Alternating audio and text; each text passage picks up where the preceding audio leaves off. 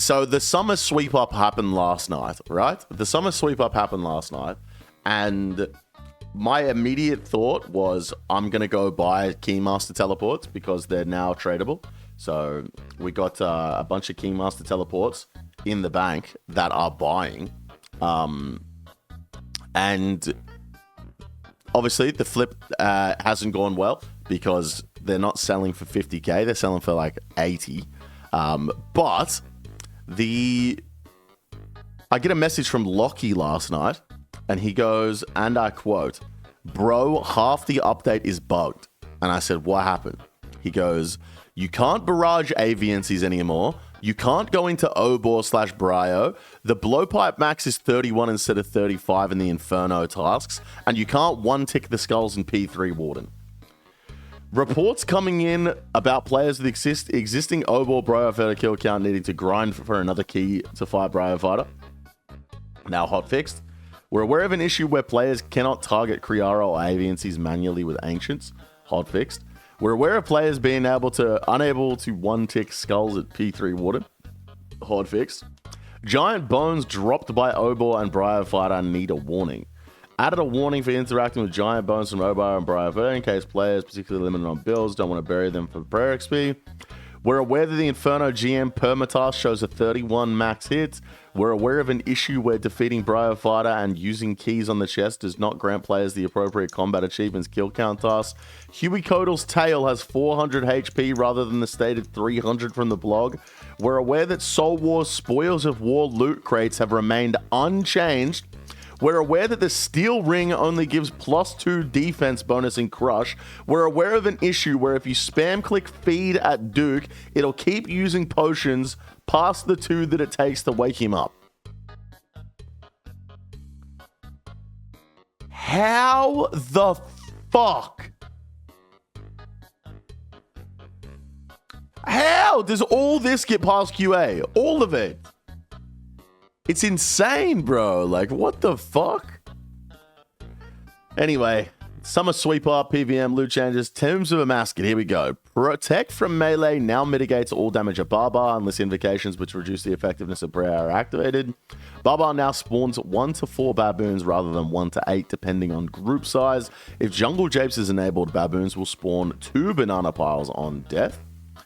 Damage from Barbar's Boulder Throw attack is now completely split completely with any object, any appropriate object. This means that even splitting the damage with a sarcophagi will nullify the damage that you take.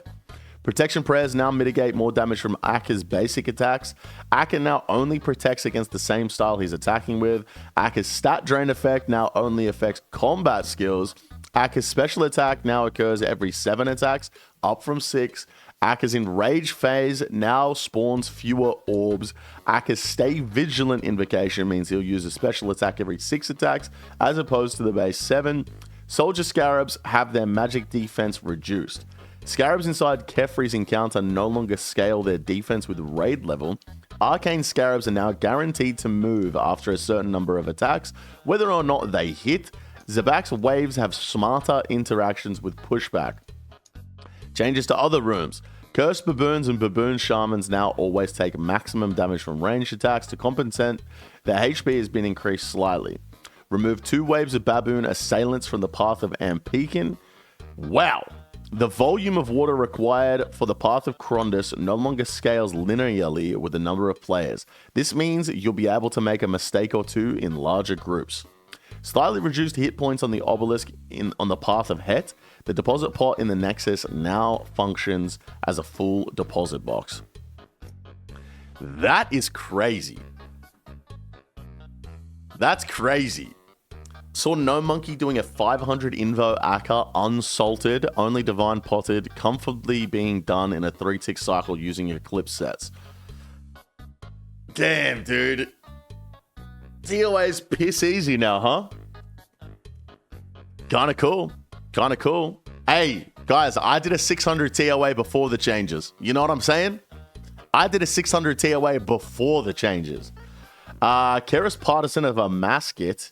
This is a new jewel that you can attach to your Keras Partisan.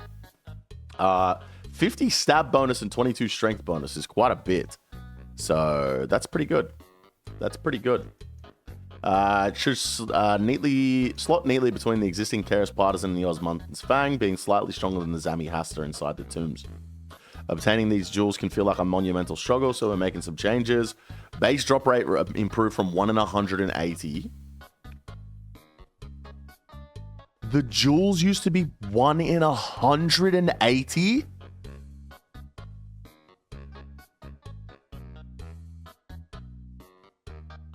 What the fuck? That's so crazy. The base rate still scales as before, meaning that at 75 kill count, your base drop rate is 1 in 16. That's nuts, man. If you have any other jewels, this rate improves further. Okay, so you should be...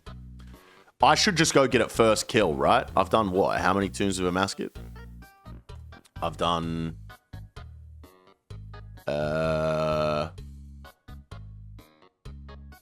500, over 500 tombs, and I have all the other jewels, so surely I should just get the jewel immediately, right? The Jewel of Amascut. Interesting. Elemental weakness changes. I'm not really interested in any of this, to be completely honest with you. The elemental weaknesses are cool, but it's like, it's good for noobs. It's not good for me. You know what I'm saying?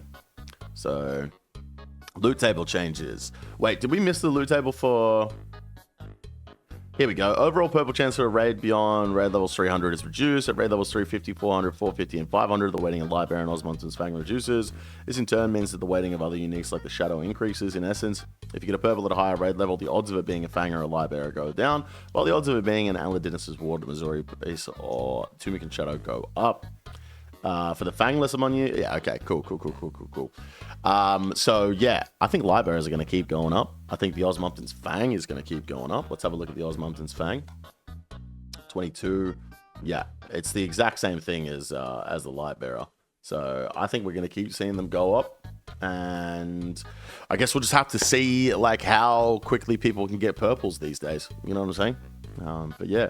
Elemental changes, loot table changes, Briar Fighter keys, Duke Succulus.